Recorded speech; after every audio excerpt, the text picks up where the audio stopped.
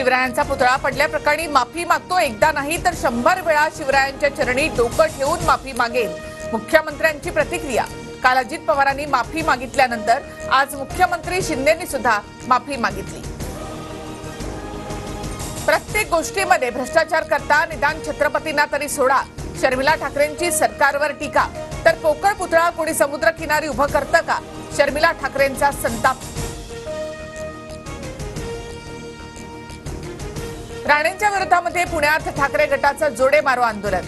राज्य अशांत करण्यासाठी फडणवीसांनी राणेंना सोडलेलं आहे का, अंधारेंचा संतप्त सवाल। नारायण राणेंना अटक करण्याची मागणी। नितेश राणे आणि जयदीप आपटेचा दोस्ताना, राणेंनीच जयदीप आपटेला पुतळ्याचं कंत्राट मिळवून दिलं, सुषमा अंधारेंचा आरोप। तर आपटेला आम्हीच आपटणार, नितेश राणे यांचा पलटवार। राणेंवर बोलण्यासाठी रश्मी ठाकरे जबरदस्ती करायच्या, मनीषा कायंदे यांनी म्हटलं। तसंच आता पद मिळवण्यासाठी अंधारे रश्मी ठाकरेंना खुश करतायत, नितेश राणे यांची खोचक टीका। मालवणमधील पुतळा दुर्घटनेप्रकरणी अजित पवार गटाचं राज्यभरात आंदोलन। महाराजांच्या पुतळ्याजवळ बसून मूक आंदोलन, नवा पुतळा उभारण्याची मागणी।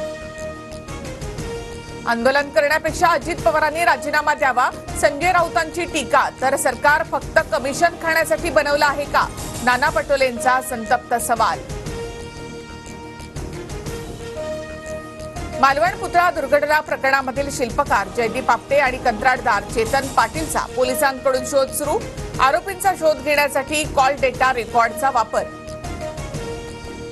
शिवरायांचा पुतळा बनवणारा मूर्तिकार जयदीप आपटे आरएसएसचा माणूस, ब्रॉन्झचा पुतळा बनवून सुद्धा डोक्याजवळ कागद आणि कापूस ठेवला, नाना पटोले यांचे गंभीर आरोप। कुणीतरी सांगितलं जयदीप आपटे राहुल गांधींचा माणूस, आता हे तपासावं लागेल। बेछूट बेभान आरोप करायची विरोधकांना सवयच, मंत्री सुधीर मुनगंटीवार यांचा पलटवार। शिवरायांचा पुतळा कोसळल्याप्रकरणी नौदल आणि राज्य शासनाकडून संयुक्त तांत्रिक समिती, पुतळा पुन्हा उभा करण्यास कटिबद्ध, भारतीय नौदलाची भूमिका। कुणी म्हणतंय नौदलानं काम केलं, कुणी म्हणतं पीडब्ल्यूडीनं केलं, कुणी करो चूक ती चूकच, त्याच्यावर कडक कारवाई करणार, अजित पवारांची संतप्त प्रतिक्रिया। अजित पवार उद्या राजकोट किल्ल्यावर जाणार।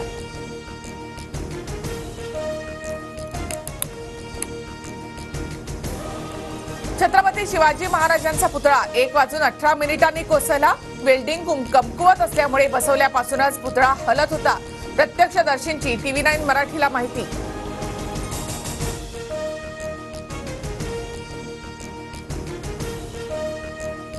एकोणतीस सप्टेंबर पासून उपोषण करणारच, आर पारची लढाई म्हणत मनोज जरांगे उपोषण करण्यावर ठाम। तर 29 सप्टेंबर पर्यंत वेळ देतो, फडणवीसांना माया आहे की नाही बघू, जरांगेंचा इशारा। आरक्षणाविरोधामध्ये बोलणाऱ्या भाजपच्या आमदारांना पाडणार, मला तुरुंगात टाकल्यास नागपूरसह भाजपची एकही सीट येणार नाही, मनोज जरांगे पाटलांचा देवेंद्र फडणवीसांना इशारा।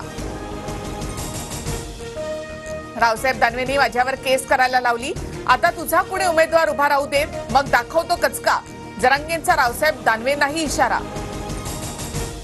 उद्या दिल्लीमध्ये शरद पवारांच्या सुरक्षेबाबत आढावा बैठक, गृह खात्याचे वरिष्ठ अधिकारी शरद पवारांशी चर्चा करणार, पवारांनी अद्याप केंद्राची सुरक्षा स्वीकारली नाही।